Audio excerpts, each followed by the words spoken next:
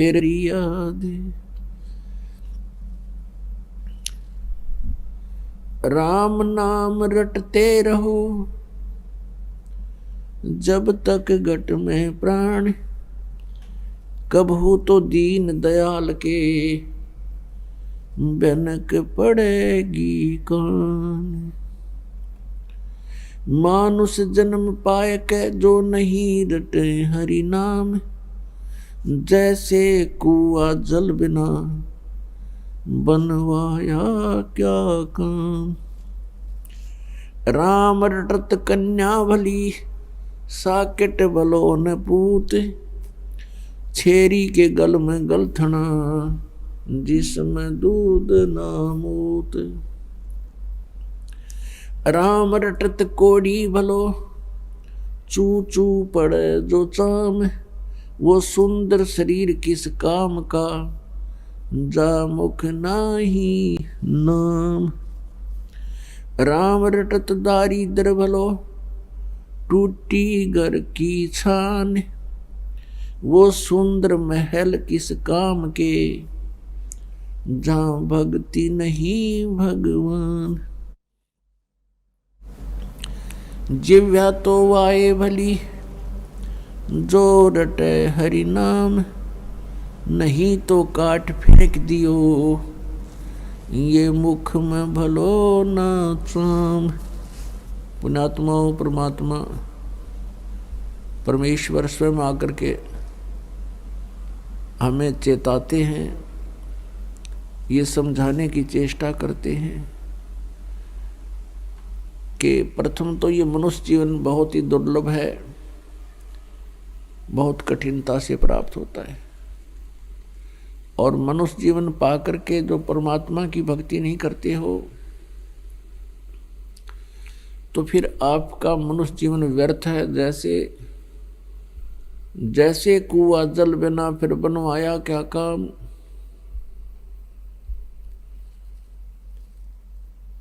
अब जिस कूप में जल नहीं है और वो खोद भी रखा है, उसके पक्का स्ट्रक्चर भी बना रखा है और बहुत सुंदर दिखाई देता है, उसमें जल है नहीं तो वो नाम कूप भले ही है लेकिन गुण कुएं के नहीं है उसमें। इसी प्रकार जो मनुष्य जीवन प्राप्त करके प्राणी परमेश्वर की भक्ति नहीं करते हैं, उनका नाम मनुष्य अवश्य है लेकिन गुण मनुष्य के नहीं है। फिर बताते हैं, राम रटत दारिद्र भलो टूटी घर की छान, वो सुंदर महल किस काम के जहाँ भक्ति नहीं भगवान।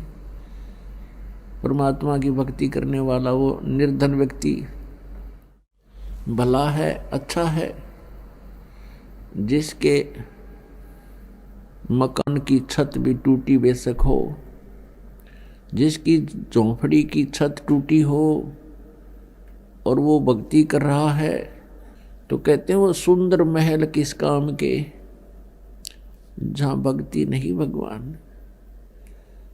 अच्छे महल हैं, खूब बढ़िया कोठी बना रखी है, परमात्मा की भक्ति नहीं करते हैं। उनसे तो वो गरीब व्यक्ति, निर्धन व्यक्ति, जिसकी छान बनी है, एक झोंपड़ी है, हट है और उसकी भी छान टूटी हो, छत टूटी हो, यानी इतना निर्धन हो तो भी वो उस मायाधारी पैसे वाले से अच्छा है, भगवान को वही पसंद है। क्या बताते हैं, कबीर सब जग निर्धना धनवंता ना कोई, धनवंता सो जानियो जिस पर राम नाम धन होए। पुण्यात्मा,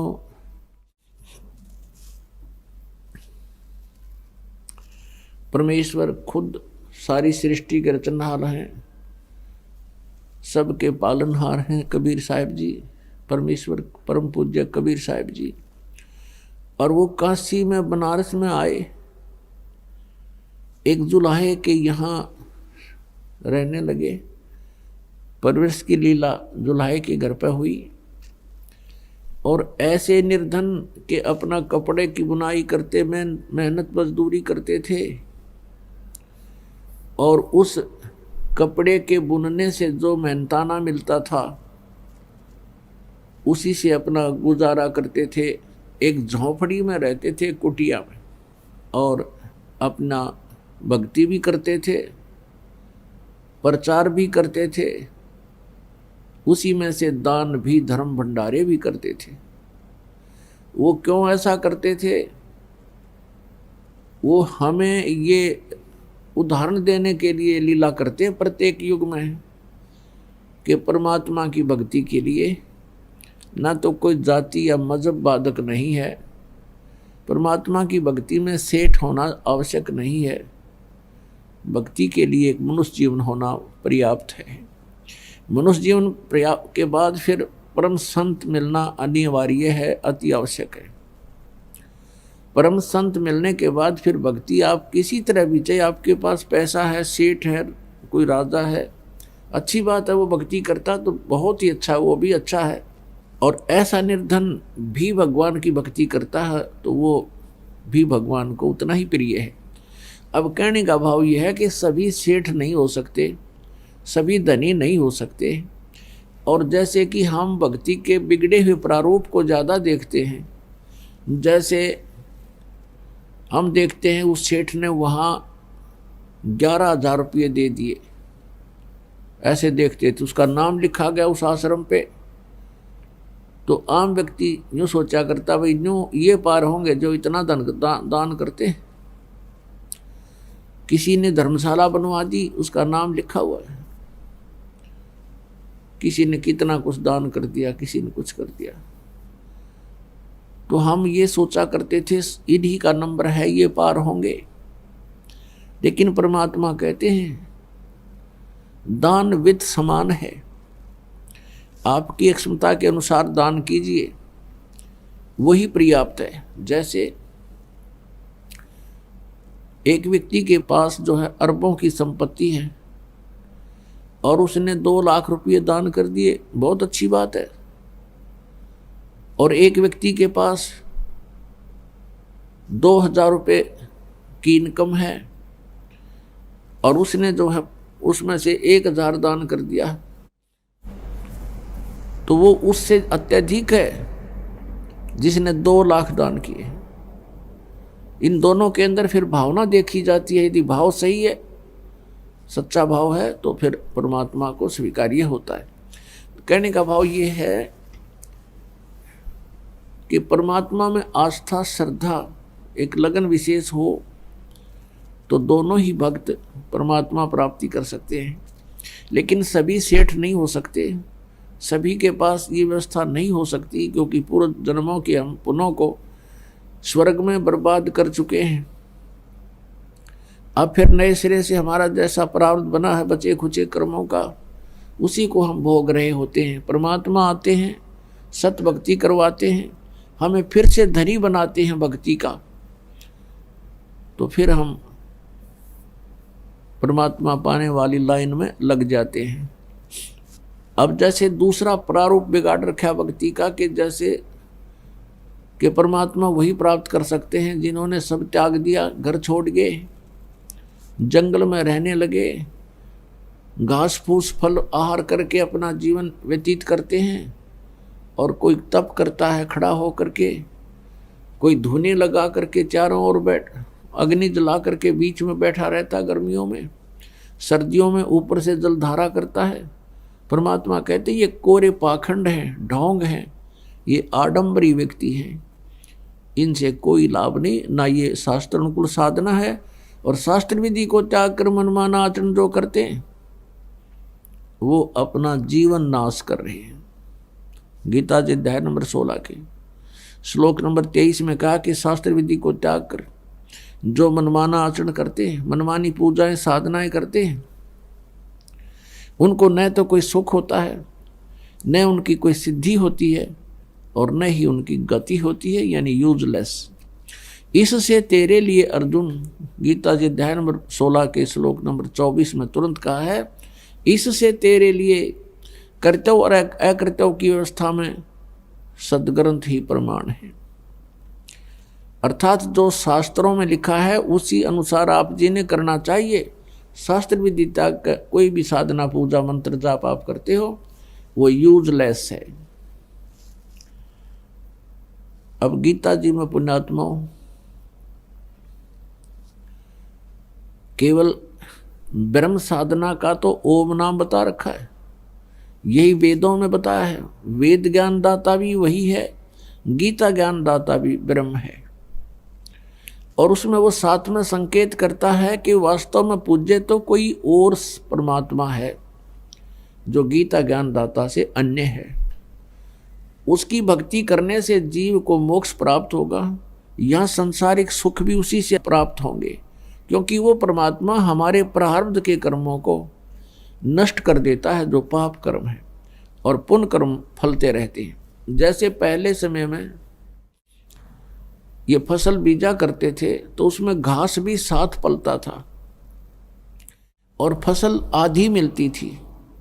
अब एक ऐसी औषधि की खोज हो गई है कि फसल बीज रखी है और उसमें खरपतवार पैदा हो गया है, अड़ंगा, तो उसमें एक सिंचाई के समय औषधि छिड़क दी जाती है, वो घास का नाश कर देती है, खरपतवार को खत्म कर देती है और फसल को हानि नहीं करती।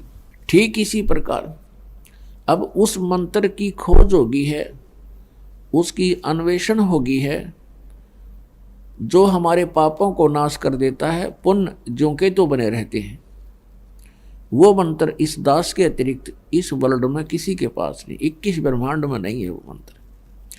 तो वो मंत्र आपको दिया जाएगा जिससे आपके पापों का नाश हो जाएगा, और वो केवल कबीर परमेश्वर की रजा से, उसी की कृपा से ही होगा, क्योंकि वो मेन पावर हमारी जो थर्मल प्लांट है, हमारा जो मेन पावर हाउस है वो कबीर जी है। और पावर हाउस से लाइट आती है, और संत समझो वो छोटे सतर के पावर हाउस होते हैं, कोई 33 kV का, कोई 66 kV का।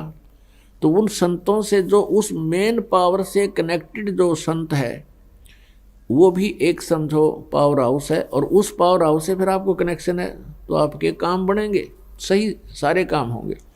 तो जो भी ये मंत्र आपको दिया जाता है ये कबीर परमेश्वर वाली पावर से ही काम करता है, वैसे नहीं करता ये काम। तो पुण्यात्मा अब गीता जी के अंदर केवल एक ओम मंत्र बताया है ब्रह्म साधना का, क्योंकि गीता ज्ञान दाता 8वें अध्याय के 13वें श्लोक में कहता है कि ओम इति एकाक्षरम ब्रह्म व्यवहारन माम अनुसमरन ये परियाति तजन देहम स याति परमाम गतिम। मुझ ब्रह्म का केवल एक ओम मंत्र है, नथिंग एल्स, इति बस। और जो ये उच्चारण करके सिमरण करता हुआ ये प्रियाति तदम देहम, जो शरीर त्याग कर जाते समय तक किसी का सिमरण करता हुआ जाता है, सयाति परमाम गति, वो परम गति को प्राप्त होता है। यानी ओम से मिलने वाली जो गति लाभ है वो परम गति इस ओम तक मिल लगी, ओम मंत्र से। और वो क्या है? ब्रह्मलोक प्राप्ति ओम नाम के जाप से, क्योंकि ये ब्रह्म का जाप है, मंत्र है, तो इससे ब्रह्मलोक प्राप्त होगा। और ब्रह्मलोक में गए हुए प्राणी भी पुनः इसमें मृतलोक में आते हैं, जन्म मृत्यु में आते हैं। गीता जी अध्याय नंबर 8 के श्लोक नंबर 16 में। तो इसलिए गीता जी अध्याय नंबर 7 के श्लोक नंबर 18 में गीता ज्ञानदाता अपनी गति को ओम से मिलने वाला जो लाभ है उसको अनुत्तम कहता है, क्योंकि जन्म मृत्यु, गीता ज्ञानदाता कहता अर्जुन तेरे और मेरे बहुत जन्म हो चुके हैं, तू नहीं जानता मैं जानता हूं। गीता जी अध्याय नंबर 4 के श्लोक नंबर 5 और 9 में, गीता जी अध्याय नंबर 2 के श्लोक नंबर 12 में, गीता जी अध्याय नंबर 10 के श्लोक नंबर 2 में गीता ज्ञानदाता स्पष्ट करता है मेरी भी जन्म उत्पत्ति होती है, जन्म होता है, और मेरी मृत्यु भी होती है, और जो मेरे आश्रित प्राणी हैं उनका भी ऐसा ही होगा। अंडरस्टूड है। इसलिए वो कहता है कि यदि तूने पूर्ण मोक्ष चाहिए और परम शांति चाहिए, क्योंकि जब तक जन्म मृत्यु है तो यहाँ तो यही समस्याएं सामने आएंगी। जितनी बार भी जन्म होगा यही प्रैक्टिकल होगा जो आज आपका हो रहा है, यही तरीका होगा। संतान ना हुई तो दुखी, हो गए तो फिर दुखी, कोई मर गया कोई बच गया फिर हाहाकार मची। तो यहाँ कोई जीवन थोड़ा ही है, ना जाने कब दुर्घटना मर जाए, ना जाने कोई ऐसी भयंकर बीमारी हो जाए, ना जाने कोई फ्लड आ जाए, ना जाने कि तब भूकंप आ जाए और शाम न सोए सुबह कोई नहीं पावे। तो यहाँ शांति नहीं हो सकती।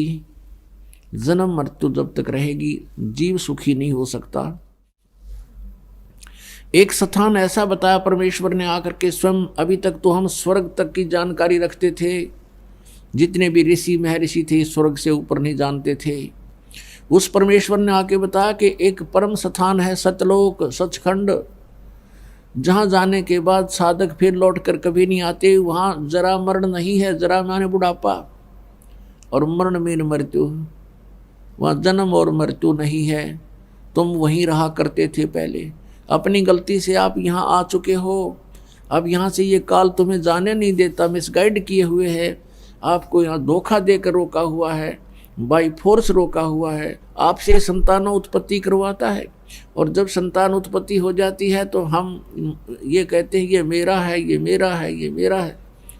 और जब मृत्यु हो जाती है काल कहता चल अब ये मेरा है, अब तू जा धक्के खा कहीं पर।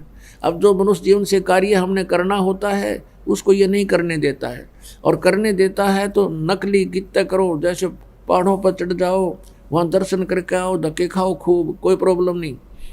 और जब ये सतलोक आश्रम बरवाला की तरफ चलने लगते हैं 100 बाधाएं पैदा कर देता है, 100 शंकाएं पैदा कर देता है, वहाँ ऐसा कैसा है, ऐसे कैसे है। और वहाँ हम भटका करते थे, कभी मन में शंका नहीं आई कि यहाँ क्यों आए, यहाँ क्या रखा इन पत्थरों में, क्योंकि वो काल प्रेरित थे हम। अब दयाल प्रेरित हो गए, परमात्मा की रजा से हम यहाँ पाएंगे। हमने परमात्मा की रजा को बनाए रखना पड़ेगा। उसकी रजा जब तक रहेगी तब तक रहेगी जब तक आप मर्यादा में रहोगे, परमात्मा के नियम को भंग नहीं करोगे तो उनका आपके साथ एक टच बना रहेगा। और आपने मर्यादा भंग कर दी तो भगवान का हाथ उठ जाता है, फिर आप यहाँ नहीं आ पाओगे, फिर तो वहीं धक्के खाओगे जहाँ पहले खाते थे। तो यहाँ आपने परमात्मा का पंजा बनाए रखने के लिए मर्यादा सबसे पहले रखनी पड़ेगी। जो नियम बताए गए हैं उनको खंड ना करना, भगवान आपके साथ रहेगा। तो यहाँ आप तो गीता ज्ञानदाता कहता है कि मेरा तो केवल एक ओम नाम है, और इसके सिमरण से मेरे वाली जो गति मिलेगी वही फाइनल है मेरी तरफ से। तो फिर ये कहता है कि जन्म मृत्यु मेरी भी बनी रहेगी और अर्जुन तेरी भी बनी रहेगी, परम शांति नहीं हो सकती। अब फिर बताया 15वें अध्याय के 1 से लेकर 4 में और 16 और 17 में, गीता जी अध्याय नंबर 18 के श्लोक नंबर 62 में कहा कि अर्जुन तू सर्वभाव से उस परमेश्वर की शरण में जा जिसकी कृपा से तू परम शांति को और सनातन परम धाम को प्राप्त होगा। सनातन परम धाम माने शाश्वतम स्थानम, शाश्वत माने सदा रहने वाला अविनाशी सत्य, और स्थान माने धाम कहो, लोक कहो तो स्थान कहो। तो हम सतलोक कहते हैं, हमारे भगवान ने उसको सतलोक कहा है। दूसरी भाषा में सचखंड कहते हैं, खंड कहो, द्वीप कहो, लोक कहो, और सत्य माने सच। तो सचखंड कहो, सतलोक कहो, सतपुरुष कहो, सतपुरुष कहो, भाषा भिन्न है। तो वो सतलोक में से परमात्मा स्वयं आए, वहाँ रहते हैं भगवान, और हमारे जो यहाँ नहीं आए हम वहाँ रह गए, हम यहाँ गलती से आ गए, तो वो वहीं रह रहे हैं सभी आत्माएं, पुण्यात्माएं। और जो परमात्मा के इस आदेश का पालन करके सतभक्ति करके वापस चले गए वो भी वहाँ पर विद्यमान हैं। तो हम वहाँ रहा करते थे और वहाँ चलना पड़ेगा अपने। अब क्या बताते हैं 15वें अध्याय के 1 से लेकर 4 और 16 और 17 में गीता ज्ञानदाता कहता है कि सरपुरुष और अक्षर पुरुष, सरपुरुष ये स्वयं है, अक्षर पुरुष ये परब्रह्म है जो 7 संग ब्रह्मांड का स्वामी है, और सरपुरुष है ये केवल 21 ब्रह्मांड का स्वामी है। और गीता जी अध्याय नंबर 15 के श्लोक नंबर 17 में कहा कि उत्तम पुरुष है तू अन्य परमात्मा इति उदाहरते, ये लोक धर्म आविश्य विभ्रति अवय ईश्वर है। अब सरपुरुष और अक्षर पुरुष जो 15वें अध्याय के 16वें श्लोक में कहा है कि ये तो दोनों नाशवान हैं, इनके अंतर्गत जितने प्राणी हैं वो भी और ये भी। जीवात्मा अलग, वो तो सेपरेट इशू है, वो तो गधेर कुत्ते सब के अमर है, वो नहीं मरती। अब फिर कहा कि 15वें अध्याय के 17वें श्लोक में कि उत्तम पुरुष यानी पुरुषोत्तम श्रेष्ठ प्रभु तो कोई और है इन दोनों से, और वही तीनों लोकों में प्रवेश करके सबका धारण पोषण करता है। क्योंकि गीता जी अध्याय नंबर 15 के श्लोक नंबर 1 में कहा कि उल्टा लटका हुआ संसार रूपी वृक्ष है जिसकी ऊपर को जड़ है, नीचे को तीनों गुण रूपी शाखा है। तो ये संसार रूपी वृक्ष की जड़ जो है मूल परमात्मा है, परम अक्षर ब्रह्म है, और मूल से ही पूरे पेड़ को आहार मिलता है। तो यहां बताया है कि वो जो मूल रूपी भगवान है वो परम अक्षर ब्रह्म। 8वें अध्याय के प्रथम श्लोक में अर्जुन ने पूछा कि वो आपने जो 7वें अध्याय के 29वें श्लोक में कहा है भगवान कि जो तत्ब्रह्म को और सारे दात्म को और सभी कर्मों से परिचित हो जाता है, जान लेता है, वो केवल जरा और मरण से ही छूटने का प्रयत्न करता है या संसार की कोई वस्तु डिमांड नहीं करता। तो किम तत्ब्रह्म, वो ऐसा क्या भगवान है, ऐसा कौन है वो परमात्मा जिसके जानने के बाद फिर यहाँ की इच्छाएं समाप्त हो जाती हैं। गीता ज्ञानदाता ने 8वें अध्याय के 3रे श्लोक में कहा कि वो परम अक्षर ब्रह्म है। तो यहाँ 15वें अध्याय के 17वें श्लोक में कहा है उस परम अक्षर ब्रह्म की तरफ संकेत है। परम अक्षर पुरुष कहो चाहे ब्रह्म कहो, कि वो तीनों लोकों में प्रवेश करके सबका धारण पोषण करता है, वो उत्तम पुरुष है तू अन्य, वो तो वो परमात्मा तो कोई और है।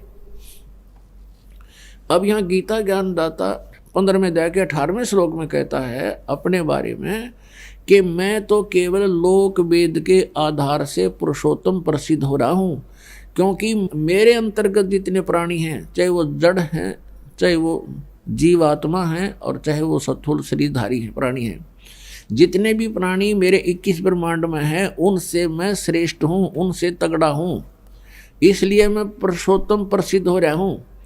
आई एम नॉट पुरुषोत्तम, क्योंकि वो तो 15वें अध्याय के 17वें श्लोक में बता दिया वो तो कोई और है। और कहे मैं तो लोक वेद यानी सुने सुनाए ज्ञान के आधार से, और यहाँ के जितने प्राणी हैं वो मुझे पुरुषोत्तम मान रहे हैं। मैं पुरुषोत्तम नहीं हूँ, मेरा तो जन्म मृत्यु होता है, फिर पुरुषोत्तम की तरह है जिसकी जन्म मृत्यु होती है। तो उस पुरुषोत्तम के पाने के लिए गीता जी अध्याय नंबर 17 के श्लोक नंबर 23 में कहा है कि उस परम अक्षर ब्रह्म की साधना का मंत्र बताया है कि ओम तत्सत इति निर्देश ब्रह्मण त्रिविध समर्थ है। उस ब्रह्मण माने सच्चिदानंद घन ब्रह्म यानी परम अक्षर ब्रह्म का जो मंत्र है उसको पढ़ने की जो साधना है वो 3 मंत्र की है, और उसकी 3 प्रकार की विधि है उसके सिमरण करने की। ये है उस परमात्मा के पाने का। इससे क्या होगा, गीता जी अध्याय नंबर 15 के श्लोक नंबर 1 से 4 में कहा है कि जब तत्वदर्शी संत मिल जा, जो उल्टे लटके हुए संसार रूपी वृक्ष के सभी विभागों को बताता है, सवेदवित, वो तत्वदर्शी संत है। तत्वदर्शी संत के मिलने के पश्चात इस अज्ञान रूपी अंधकार को तत्व ज्ञान रूपी शस्त्र से काटकर उसके पश्चात परमेश्वर के उस परम पद की खोज करनी चाहिए। गीता जी अध्याय नंबर 15 के श्लोक नंबर 4 में कहा है कि उसके पश्चात परमेश्वर के उस परम पद की खोज करनी चाहिए, जहां जाने के बाद साधक फिर लौटकर कभी संसार में नहीं आते, अर्थात उनका पूर्ण मोक्ष हो जाता है। और केवल गीता ज्ञानदाता कहता है केवल उसी की भक्ति करो। अपने आत्माओं कहने का भाव ये है कि हम जो साधना कर रहे हैं ये शास्त्र अनुकूल है या उसके विरुद्ध है, इसको कहाँ से प्रमाणित करें, कहाँ से इसकी तुलना करें।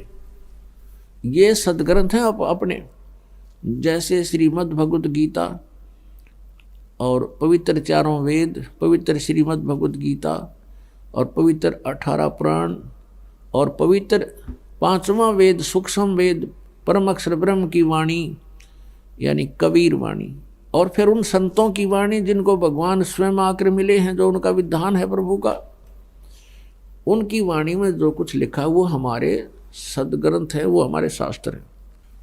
अपने आत्माओं, इन शास्त्रों को भी हमने ध्यान से देखना है कि कौन से शास्त्र किस सत्र के हैं।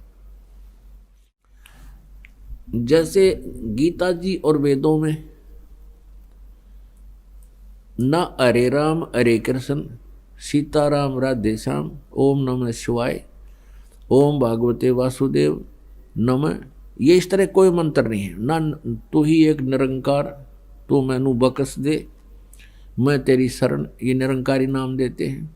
और ना ये जो स हम ये नाम देते हैं, स हम हंस नाम देते हैं कुछ, यानी ये मनमुखी बकवादे हैं, इनसे कोई लाभ जीव को नहीं होगा। और न ही ये अकाल मूर्त सब स्वरूपी राम सतपुरुष, और न ही ये मंत्र हैं निरंकार ओंकार ज्योत निरंजन सोहम और सतनाम। ये जो नाम हैं, इन दो मंत्र जो, जैसे केवल ब्रह्म की साधना करनी है, ओनली ओम मंत्र है, और परम अक्षर ब्रह्म की करनी है तो 3 मंत्र हैं ओम तत्सत। ओम तो सीधा है, सार्वजनिक रखा है ये तो ब्रह्म का, और तत् और सत ये सांकेतिक हैं, गुप्त मंत्र हैं। ये दास बताओगा कोड वर्ड है ये। तो तत् मंत्र ये, जैसे गीता जी अध्याय नंबर 15 के श्लोक नंबर 16 और 17 में 3 पुरुष बताए हैं। पुरुष कहो चाहे भगवान कहो, प्रभु स्वामी कहो। एक सरपुरुष ये तो ब्रह्म है, इसका ओम मंत्र है ओम तत्सत में, और दूसरा अक्षर पुरुष है जिसको परब्रह्म कहते हैं, जो 7 संग ब्रह्मांड का स्वामी है। जो 7 संग ब्रह्मांड का स्वामी है वो अक्षर पुरुष है, उसका मंत्र ये तत् है। और जो सत मंत्र है ओम तत्सत में, वैसे ये तत् सांकेतिक है, सीधा नहीं ओम तत्सत ओम तत्सत ये जाप नहीं करने का ऐसे। अब सत जो मंत्र है वो भी सांकेतिक है, इसका अन्य एक मंत्र है, ये है परम अक्षर ब्रह्म का, ये उस परम पिता का मंत्र है। तो इन तीनों की ही मजदूरी करनी है हमने, साधना करनी, साधना मीन मजदूरी। तो इन तीनों की साधना करनी है। अब पुण्यात्माओं, पूजा और साधना में अंतर होता है। पूजा क्या है? जैसे हमने किसी से ऋण ले रखा, ऋण, तो हम उस ऋण को उतारने के लिए जो साधना कर रहे हैं वो मजदूरी कर रहे हैं। तो हम जिसका ऋण देना उसकी पूजा नहीं करें, हम तो उसके को अपना पैसा उतारने के लिए उसको अपनी मजदूरी करें। अब जैसे हमने पुणात्मा, जैसे आप जी ने सेब खरीदनी है, सेब, अब उस सेब को कैसे प्राप्त किया जाए? सबने पता, सेब है मार्केट में मिल रहा है, लेकिन जेब में पैसे नहीं है तो मार्केट में कैसे मिलेगी? अब ये विज्ञान हो गया कि सतलोक में सतपुरुष है और वहाँ पर सारा सुख है, तो वो वहाँ पहुँचेंगे कैसे? वो भक्ति धन चाहिए। जैसे हमने सेब खानी है, सेब के गुणों का ज्ञान हो गया, और वो कहाँ मिलती है? मार्केट में या मंडी में या कहीं बाजार में मिलेगी। तो कैसे मिलेगी? पैसे से मिलेगी। तो पैसे के लिए हमने क्या करना पड़ेगा? कोई मजदूरी कर या कोई और धंधा करे, फिर पैसे इकट्ठे कर और फिर सेब प्राप्त कर, वहाँ जाके मार्केट में जाते मिलेगी फिर तो। और जेब में पैसा नहीं है तो घूमे जा, वहाँ पर सेब भी रखा है, कोई ना दे तो रे उठा करके। तो ऐसे ही हमने सतलोक जाना है, तो हमारा उद्देश्य जो था, पूजा सेब की थी, सेब की पूजा थी, लेकिन मजदूरी कहीं और कर रहे थे। तो हमने पाना है परमेश्वर कबीर देव, सतलोक पाना है, वो हमारी सेब है और मजदूरी ये है। अब ये मजदूरी बताई है ओम तत्सत मंत्र की, और जो प्रथम मंत्र आपको दिया जाता है ये इनकी पूजाएं नहीं है, ये भी मजदूरी है उस सेब को खाने, सेब को पाने की, परमेश्वर तक जाने की।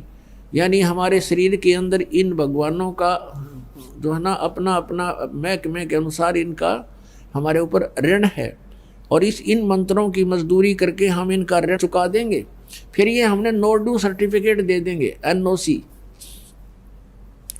और जब इनसे NOC मिल जाएगी तब हम त्रिकुटी की तरफ जा सकते हैं, अन्यथा नहीं जा सकते, क्योंकि ये हमारा शरीर है।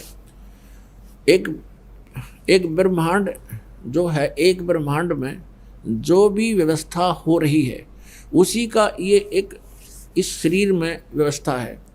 जैसे टीवी में चैनल होते हैं, टेलीविज़न में चैनल होते हैं, तो ऐसे हमारे शरीर में चैनल बने हैं। ये बैकबोन जो है, रीढ़ की हड्डी, बैकबोन, इसके अंदर की साइड में एक बिल्कुल साथ साथ चिपकी हुई आंतड़ियाँ सी बनी हुई है। नीचे जो यहाँ बैकबोन, ये रीढ़ की हड्डी समाप्त होती है नीचे गुदा के पास, तो इससे 2 उंगल ऊपर इस रीढ़ की हड्डी जहाँ एंड होता है, इससे 2 उंगल ऊपर एक मूल कमल है, और मूल कमल में गणेश जी का अधिपत्य, उसका ऑफिस है, ये समझो। और उसकी ऑफिस का जो ऋण हमने उतारना है उसकी मजदूरी अलग बता रखी है, मंत्र आपको दे रखे। उसके बाद उससे 2 उंगल ऊपर बैकबोन में वहाँ पर सावित्री और ब्रह्मा जी का ऑफिस है, इसको स्वाद चक्र बोलते हैं।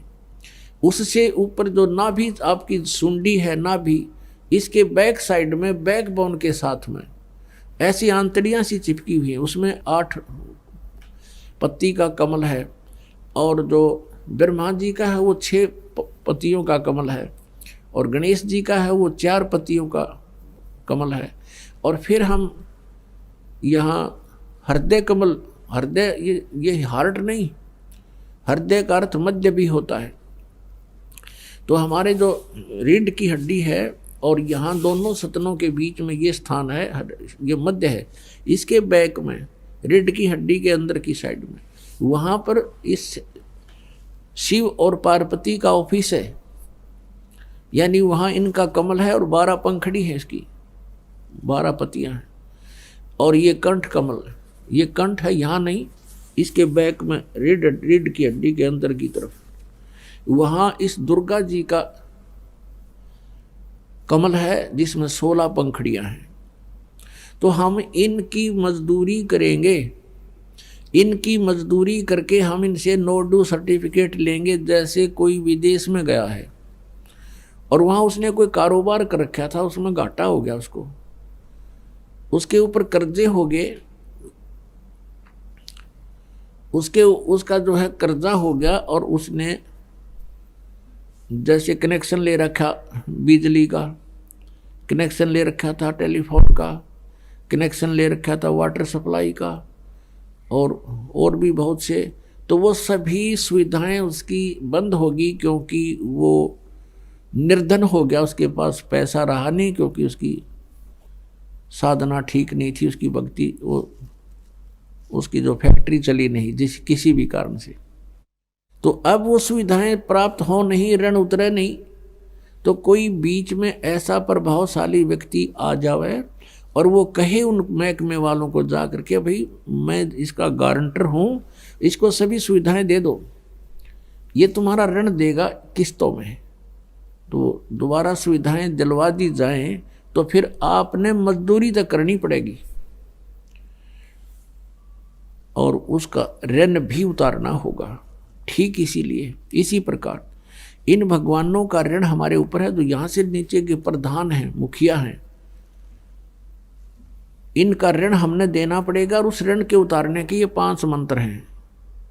गुरु ग्रंथ साहिब में जो जिक्र है 5 मंत्रों का, वेदों में भी है, नाम स्पष्ट नहीं है उनमें, 5 मंत्र, 7 मंत्र, 3 मंत्र, उसमें भी ऐसा प्रमाण है। उसके लिए बता रखे वो तत्वदर्शी संत ही बता सकता है और किसी को पता नहीं। तो ये 5 मंत्र हैं जो आपको प्रथम मंत्र में दिए जाते हैं, फर्स्ट एंड लास्ट छोड़ के। बीच बीच के जो 5 मंत्र ये है वो पंच मंत्र। और इनके जाप से आपको, जब ये आत्मा हृदय में रहती है, हृदय कमल में, और वहां से फिर ये नीचे को चलती है मूल कमल में। मूल कमल में जाएगा तो वहां से फिर जब त्रिकुटी पर चलने का समय आएगा, जब प्राण हमारे पूरे हो जाएंगे यानी शरीर अंत होगा, फिर ये आत्मा सबसे पहले मूल कमल में जाएगी और वहां इसका नो ड्यू सर्टिफिकेट तैयार पाओगा, क्योंकि इसने उसका कर्जा उतार रखा है भक्ति साधना मजदूरी करके। फिर ये पहुंचेगा दूसरे स्वाद चक्र में। पुण्यात्माओं, ये आध्यात्मिक ज्ञान है और आप पहली दूसरी तीसरी चौथी कक्षा के बच्चे हो, किसी ने 2 वर्ष हो गए, किसी ने 3 वर्ष, कोई 4 वर्ष, कोई 5 वर्ष, कोई 6 वर्ष। इस आध्यात्मिक ज्ञान को समझने में बहुत समय लगेगा। तो धीरे धीरे, क्योंकि एक दिन में तो नहीं समझ पाते, धीरे धीरे समय समय पर ये सब सत्संग के माध्यम से प्रवचन किए जाते हैं। और सत्संग के अंदर एक विशेष ध्यान रखा जाता है कि प्रथम कक्षा के बच्चे भी होते हैं जो पहली बार आए हैं, तो सभी प्रकार के डोज देनी पड़ती है ताकि सभी को सहारा मिले, विश्वास दृढ़ हो, भगवान में रुचि बने आपकी। तो पुण्यात्मा, इस काल ने हमारी सारी व्यवस्था ऐसी बना रखी है, निरे पाप हों। तो इस प्रकार हम संतानों उत्पत्ति करते हैं, वो ब्रह्मा जी के ही विभाग में आती है। तो उसके अंदर हम बहुत वेस्ट करते हैं, अपना शक्ति को बहुत वेस्ट होती है, तो वो कर्जा और ऋण बन जाता हमारे ऊपर। तो फिर इन मंत्रों के जाप से जब हम ब्रह्मा जी के वहाँ जाएंगे तो फिर वो उस मंत्र के जाप से उस सभी पाप जो हमारा लोन हो गया था, हमारे वेस्टेज होगी थी, उसको वहाँ वो इस मंत्र से आपकी स्टोर होएगी, रीस्टोर होएगी, तो वहाँ वो हमें मुक्त कर देगा। फिर हम जाएंगे विष्णु जी के उस दरबार में, वहाँ भी फिर हमारा यहाँ नो ड्यू सर्टिफिकेट मिलेगा, क्योंकि आप उसका मजदूरी करके ऋण उतार चुके होगे। फिर आओगे हृदय कमल में और वहाँ फिर आपको वो मंत्र दे रखा, उसके जाप से आप फिर वहाँ से बरी हो जाओगे, वहाँ से नो ड्यू सर्टिफिकेट आपका तैयार पाओगा। और फिर कंठ कमल में आओगे, वो दुर्गा जी का भी आप मजदूरी करते हो, जाप करते हो। तो फिर आप यहाँ से लेकर यहाँ तक अब स्पष्ट साफ हो गए। इस प्रथम मंत्र से आपको यहाँ तक आने में सुविधा हो जाएगी, यानी यहाँ तक। अब यहाँ से फिर त्रिकुटी पर पहुँचना है।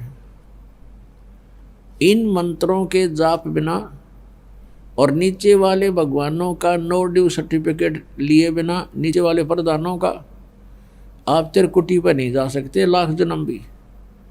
और जो ये नकली पंथ बताए हैं कि साढ़े गुरु जी तय बताते हैं कि सीधे त्रिकुटी पर ही पहुंचना हमने तय, हम तो सीधे त्रिकुटी से साधना शुरू करते हैं, नीचे वाले का हमने कोई लेना देना नहीं। ये है बकवाद, ये है लोकवेद दंत कथा मूर्ख बनाने वाली। त्रिकुटी कोई बरवाड़े का बस स्टैंड नहीं है, पैदल पहुंच जाओ, चाहे कोई साइकिल पर जाओ, चाहे वैसे चला जा। ये बालकों का खेल नहीं है, मनुष्य जीवन को बर्बाद करना कोई समझदारी नहीं है। ऐसे नकली संतों के पास बैठकर, चलो जब तक नहीं ज्ञान था, गलती हो ही रही थी, हमसे भी हो रही थी, आपसे भी हो रही थी, और अब तो ये क्लियर हो चुका है, ये स्पष्ट है आपके समक्ष। इसको जानकर, इसको समझकर, और फिर भी आप उन्हीं से चिपके हुए हो। उसके विषय में परमात्मा कहते हैं, जान बूझ साची तजें और करें झूठ तहने, और ताकि संगत है प्रभु सपने में भी ना दे। चातुर प्राणी चोर हैं, ये मूड मुग्ध हैं ठोठ, संतों के नी काम के उनको दोगल जोट। अब फिर हम आएंगे त्रिकुटी पे। अब त्रिकुटी एक इंटरनेशनल एयरपोर्ट जानो, अंतर्राष्ट्रीय हवाई अड्डा जैसे पालम का है हिंदुस्तान में, दिल्ली में पालम, तो वहाँ से सभी देशों को फ्लाइट जाती हैं। और वहाँ एयरपोर्ट पर यानी त्रिकुटी पर पहुँचने से पहले हमारा टारगेट होता है कहाँ जाना है। वहाँ तो जाकर टिकट लेनी होती है या पहले बुक करा रखी होती है, पासपोर्ट पहले बनवाना होता है, और उस देश का नो डू सर्टिफिकेट आपके पास होना अनिवार्य है। उनकी परमिशन होकर ही आप वहाँ जाते हो। फिर त्रिकुटी पर आने के बाद आपको, अब जैसे कई भक्त असमंजस में गिर जाते हैं, क्योंकि पुण्यात्माओं इतना समय आपके पास नहीं होता कि आप सभी सत्संग अटेंड कर सको, और प्रत्येक सत्संग में ये बताया भी नहीं जा सकता, रह कर एक ही बात को रिपीट भी नहीं किया जा सकता। और लेकिन दास की भरसक कोशिश रहती है कि समय समय पर प्रत्येक पहलू पर प्रकाश डालूं, और बहुत बार डालूं, लेकिन बहुत बार डालूं तो भी आप नहीं पहुंच पाते किसी कारण से। कोई सुबह आता है, कोई शाम को आता है, और हो सकता है उस समय वो प्रकरण उसको ना उपलब्ध हो, और हो सकता है कई सत्संग भी निकल जाएं ऐसे ही। तो फिर भी उसके लिए आप जिस सीडी ले सकते हो उनसे देखिए, सुनिए। और आजकल तो परमात्मा ने बहुत अच्छी टेक्निक दी है। एक छोटी सी चिप होती है, उसमें 40-40 घंटे का सत्संग आ जाता है, लेकिन समय तो निकालना ही पड़ेगा। यहाँ निकालो चाहे घर पे बैठ कर सुनो, वो सुनना पड़ेगा, क्योंकि हमने जो अज्ञान सुना वो भी बहुत सुन रखा, थोड़ा नहीं, बहुत जन्मों से सुनते आ रहे हैं। तो अब हम, जैसे कई भक्त कहते हैं कि पहले मंत्र में सभी आपने इन देवताओं के ही मंत्र दे रखे हैं, और फिर कहते हो कि इनके फोटो नहीं रखने। एक भक्त काशी से आया था, दूसरा सतनाम भी प्राप्त जब उसको हुआ तो उसने कहा जी ये तो वो उठ पटांग बातें हैं सारी, वही मंत्र वहाँ थे, वही मंत्र यहाँ 2 दे दिए, इससे क्या लाभ हुआ। और उधर से कहते हो इनको नहीं रखना, तो उसको लाभ हो नहीं रहा, क्योंकि उसके मन में दोष था। उसको समझाने की भी चेष्टा की कि तू बात सुनो। अब जैसे एक जड़ी है, उसको किसी 2 जड़ियों से मिला करके उसका जो योग किया जाता है उससे कुछ अन्य लाभ देती है वो, और उसको 5-7 जड़ियों में मिला करके उसका मिश्रण किया जाता है तो उस समय वो कुछ और लाभ देती है। रही बात फोटो रखने की, जैसे आप एक पति भर्ता स्त्री होती है, वो अपने पर्स में केवल अपने पति का ही फोटो रख सकती है, दूसरे का नहीं। बाकी अनादरणीय नहीं है, अन्य भी हैं, सबको प्रणाम करें। अगर कहीं फोटो लगे हैं तो दूसरी बात, वो फोटो दूसरी बात है, लेकिन जहाँ पूजा स्थल हो वहाँ पर आप अपने मालिक के अतिरिक्त अगर किसी का फोटो रखते हो तो आपके हृदय में पतिव्रता तो नहीं है, वो नहीं है आपके अंदर, तो वो पतिव्रतापन नहीं होने से भगवान रुष्ट होगा। तो इसलिए हमने अपने पूजा स्थल पर केवल अपने ही उस पति का यानी कबीर जी का, परमेश्वर का, मालिक का फोटो ही रखना है। बाकी रही बात के जैसे वो आपको बताई दिया कि जब उन्हीं मंत्रों को, उसी जड़ी को हम कई जड़ियों मिलाकर उसका प्रयोग करते हैं तो उसका कुछ अन्य लाभ होता है, और 2 को मिलाकर करते हैं तो उसका कुछ अन्य लाभ होता है। तो ऐसे इनको समझो, क्योंकि जैसे पुण्यात्मा भोजन आटा वही है, गेहूं वही है, और उनको अलग अलग से बनाकर प्रयोग करते हैं तो कुछ आइटम अलग बन जाते हैं, टेस्ट भी अलग होता है। जैसे घी और रोटी वैसे खा लें, उसमें बूरा डाल लें, हलवा बनावें तो और न्यारा ही टेस्ट बन जाता है। तो ऐसे ही बात है इस गुण की कि जैसे कोई औषधि है, यही समझो इसका उदाहरण, ये बहुत ही फिट है। अब क्या होता है, जैसे हम त्रिकुटी पर आ जाते हैं तो त्रिकुटी तक ये जो लाभ हमें प्रथम मंत्र का था, ये यहाँ तक ले आया आपको। अब त्रिकुटी पर पहुँचेंगे, त्रिकुटी यहाँ नहीं है, यहाँ तो बताई जाती है कि इसके बिल्कुल बैक में, इन दोनों भावों के बीच में, यहाँ बैक में यहाँ एक बनी हुई है नाड़ी सी है। तो वहाँ त्रिकुटी पर जाने के बाद वहाँ आपका अकाउंट होगा सतनाम का। अब सतनाम क्या है? 2 अक्षर का। जैसे गुरु ग्रंथ साहिब में लिखा है कि 2 अक्षर का भेद बतावे सोए गुरु पूरा कहावे। वो 2 अक्षर कौन से हैं? एक तो ओम है, एक ये तत् है। ओम तत् सत में तो 3 मंत्र हैं। ये ओम और तत् वो सांकेतिक है, ये दोनों मिलकर सतनाम बन जाता है। इनके सेवन की विधि भी भिन्न भिन्न है। तो जो ओम नाम है सतनाम के अंदर, इसको हम त्रिकुटी पर देंगे। ये ब्रह्म का जाप है। हम क्या करते रहे अभी तक? ओम नाम का जाप करते थे ऋषि महर्षि पहले, और कोई जाप नहीं करते थे, वो केवल ब्रह्म साधना करते थे। अब उनको कंप्लीट ज्ञान तो था नहीं, जैसा काल ने उनको भ्रमित किया, तो ओम नाम के जाप से वो ब्रह्मलोक में चले जाते थे। ब्रह्मलोक में हजारों युगों तक वो वहाँ उन पुण्यों ओम नाम के कमाई के भक्ति के आधार से, धन के आधार से वहाँ हजारों युगों तक स्वर्ग में मौज मस्ती करते थे। उन स्वर्ग में क्या है? जो यहाँ पृथ्वी पर बकवाद उपलब्ध नहीं है, वो बकवाद वहाँ पर हैं।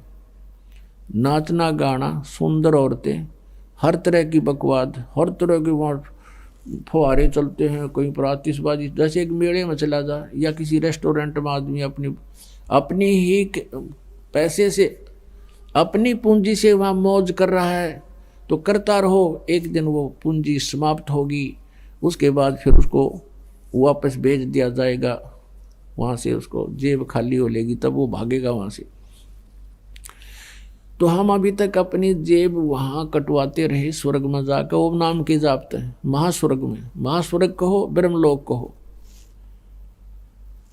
और हमारे पाप न्यो के न्यो रह जाते हैं। उन पापों के लिए फिर नरक भी जाना पड़ता, और उसके बाद फिर यहाँ 84 लाख योनियों में, पशु पक्षियों की भी योनियों में भोग जाना पड़ता। तो हम क्या करते रहे? ओम नाम के जाप को, उसके भक्ति धन को स्वर्ग में, महास्वर्ग में, ब्रह्मलोक में नष्ट करते रहे, और काल के जाल में फिर मृत्यु और जन्म में फिर से आ जाते हैं। अब हम क्या करेंगे? जैसे गीता जी अध्याय नंबर 18 के श्लोक नंबर 62 में कहा कि अर्जुन तू सर्वभाव से उस परमेश्वर की शरण में जा, उसकी कृपा से ही तू परम शांति को और सनातन परम धाम को प्राप्त होगा। फिर गीता जी अध्याय नंबर 18 के श्लोक नंबर 63 में कहा कि अर्जुन ये गीता जी का गुप्त से गुप्त ज्ञान मैंने तेरे को बता दिया, अब जैसे तेरी इच्छा ऐसे कर ले। मेरी शरण में रहना है तो उठा लठ, हथियार उठा युद्ध कर, यहाँ शांति नहीं हो सकती, और मेरी साधना करेगा तो ब्रह्मलोक प्राप्त होगा।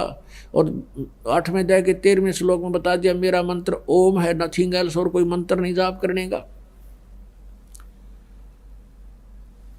और जन्म मृत्यु तेरी भी रहेगी, मेरी भी रहेगी, शांति नहीं हो सकती।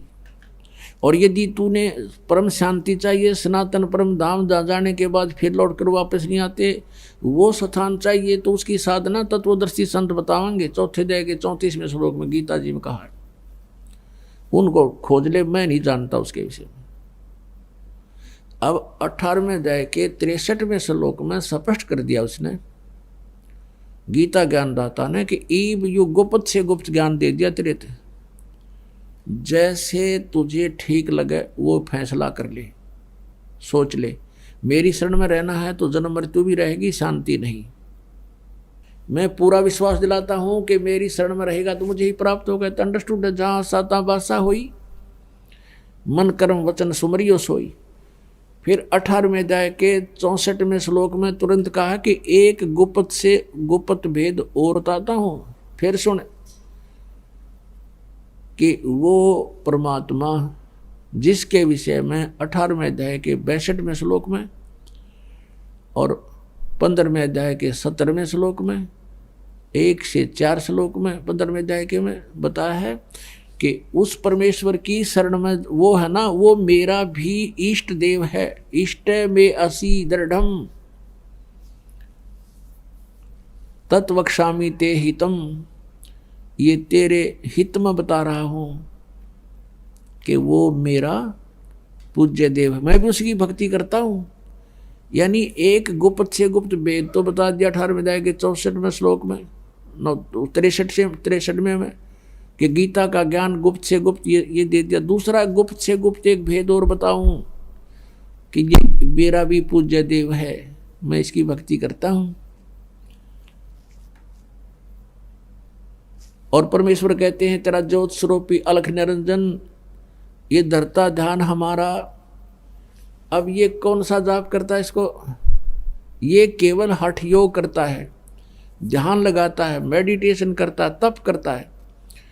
21वें ब्रह्मांड के ऊपर ले उसमें बैठा है ये। और तप से क्या मिलता है? राज्य मिलता है।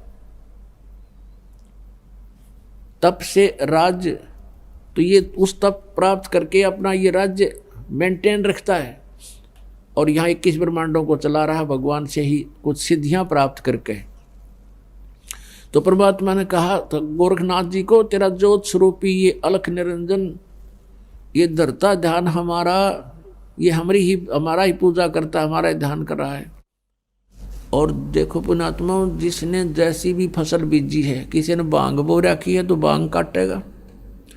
अब फसल ने तो बीज जो बो दिया वो तो देना ही देना। तो परमात्मा सबको जो जैसी साधना कर रहे हैं उससे जो भी उनको मिलना है वही दे देता। जैसे सिद्धियां करते हैं, सिद्धियां वालों को सिद्धियां मिल जाती हैं। जैसे अगस्त ऋषि ने डले ढोए ऐसी सिद्धि प्राप्त कर ली कि 7 समुद्रों को एक ही घूंट में पी गया, खाली कर दिए 7 समंदर। अब बता, शर्मा मार लो सिद्धि ने के चाटव सिद्धि का क्या करे। तो ऐसे ये साधनाएं जो करते हैं शास्त्र विधि त्याग का मनमाने आचरण जो है ये यूजलेस बताए हैं। भले ही उनसे आम जनता में प्रभुता हो सकती है जीव की, लेकिन मोक्ष नहीं। अब 18वें अध्याय के 64वें श्लोक में कहा कि अर्जुन वो मेरा पूज्य देव है, और 18वें अध्याय के 65वें श्लोक में कहा कि अब मेरी शरण में रह, मेरा भक्त बन, मुझे नमस्कार कर और निश्चय ही तो मुझे प्राप्त होगा। 18वें अध्याय के 66वें श्लोक में तुरंत कह दिया, फिर डिफरेंशिएट कर दिया अलग अलग कि उसकी शरण में जाना है। 18वें अध्याय के 62वें श्लोक में जिसके विषय में कहा है उसकी शरण में जाना है तो सर्वधर्मान प्रीतज माम एकम शरणम व्रज, मेरे सतर की और सभी पूजाओं को त्याग दे। और फिर एकम शरणम व्रज, मेरे सतर की जो साधना है, धन भक्ति धन तूने इकट्ठा किया वो मेरी मुझे छोड़ दे, मुझे दे दे, उसका प्रतिफल मत लेना। एकम शरणम व्रज, एकम जिसके बराबर दूसरा ना हो, अद्वितीय।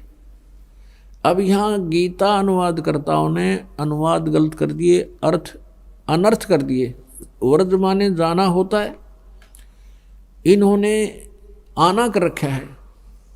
अब इनका दृष्टिकोण क्या था कि ये श्री कृष्ण जी से ऊपर नहीं मानने थे। श्री कृष्ण जी को ये सुप्रीम पावर परम अक्षर परम मान रहे थे, और जिस कारण से इन्होंने अर्थों के अनर्थ कर डाले। व्रज माने जाना होता है, इन्होंने आना कर दिया।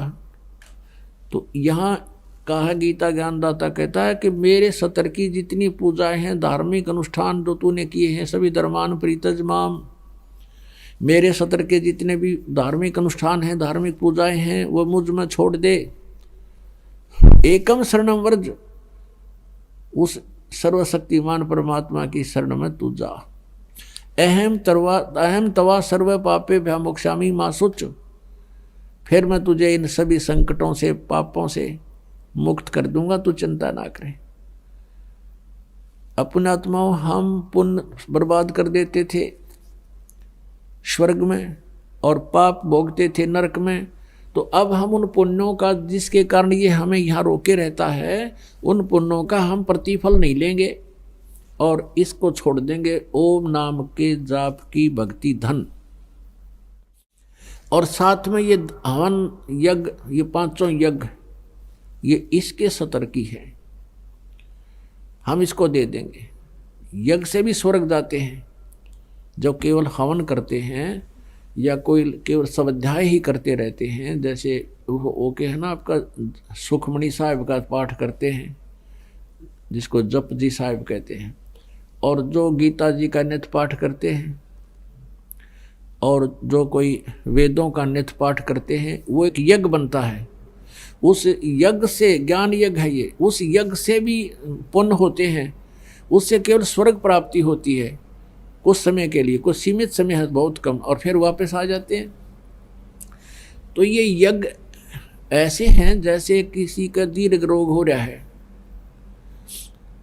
दीर्घ रोग है किसी को, और डॉक्टर के पास जाता है, वो बहुत वीक हो गया है, कमज़ोर घना हो गया है, तो जाते ही डॉक्टर ग्लूकोज लाता है। ग्लूकोज जो है ये रोग नाशक नहीं है, ये सहयोगी है उस उपचार में। शरीर को पानी का अभाव पूरा करती है, कुछ शरीर को शक्ति देती है, लेकिन रोग नाश नहीं होता इससे। ये भी आवश्यक है क्योंकि हम चौथे युग में आ गए, अभी तक ट्रीटमेंट ठीक होया नहीं, हम कति कंडम हो लिए। तो यहाँ अब पांचों यज्ञ ये ट्रीटमेंट करना अनिवार्य है आपका।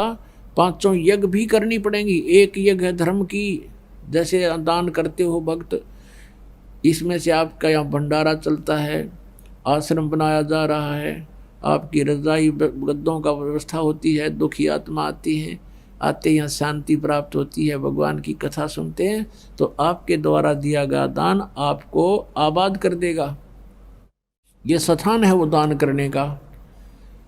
और एक जगह धर्म की, दूसरी जगह ध्यान, परमात्मा का जो याद बनी रहना, उसकी भूल ना पड़े, उसकी रह रह कर याद आवे, दिस इज मेडिटेशन। वो हठ योग मेडिटेशन नहीं बख्शंतों का, ये सहज समाध है, सहज ध्यान है, ये इसको ध्यान बोलते हैं। अब आपको कुछ भक्तों के अनुभव सुनाएंगे, ध्यान से सुनना, ये बार बार समय नहीं मिलता बच्चों, या एक एक अक्षण आपका बड़ा कीमती बहुमूल्य है जो भगवान आपको यहाँ लाए हैं। यहाँ आना कोई बच्चों का खेल है, बगैर परमात्मा की रजा से आप इधर मुंह भी नहीं कर सकते। स्पेशल है आपको, चाहे कुछ भी कारण बनाया, चाहे दुखी करा चाहे सुखी करा, आपको ऐसे स्थान पर लाकर बैठा दिया। अब चर्चा सुना करो, एक एक शब्द को ऊपर विचार किया करो। आप सुनिएगा वो भक्तों के अनुभव। सर नमस्कार। नमस्कार जी। सर क्या नाम है आपका? सर मेरा नाम धर्मपाल है जी। धर्मपाल जी क्या करते हैं आप? सर मैं कॉलेज में असिस्टेंट प्रोफेसर हूँ। सर आप एक पढ़े लिखे व्यक्ति हैं, आपने संत रामपाल जी महाराज को गुरु कब बनाया? सर संत रामपाल जी को मैंने अपना गुरु 2 मार्च 2010 को बनाया। सर उससे पहले आप कोई साधना करते थे? हाँ, उससे पहले जैसे मेरा जो जन्म है वो एक हिंदू परिवार में हुआ। हिंदू परिवार में होने की वजह से जो हमारे परिवार में जो ख़ानदानी जो परंपराएं चलती आ रही हैं, साधनाएं चलती आ रही हैं, वो सभी साधनाएं हैं मैं करता था। जैसे मंदिर में जाना, व्रत रखना, ये श्राद्ध निकालना, पितर पूजा, माई मसाणी की पूजा, ठीक है। इसके अलावा पंजाब में जन्म होने के कारण गुरुद्वारे में भी आस्था थी, ठीक है, वहाँ सेवा करनी गुरुद्वारे में जाके। और इसके अलावा सभी धर्मों को मानते थे, कभी कभी मस्जिद भी चले जाते थे। मतलब सब साधनाएं जो इस संसार में इस टाइम पे हो रही हैं वो सभी साधनाओं को मैं करता था। लेकिन सर आज आपने एक ऐसे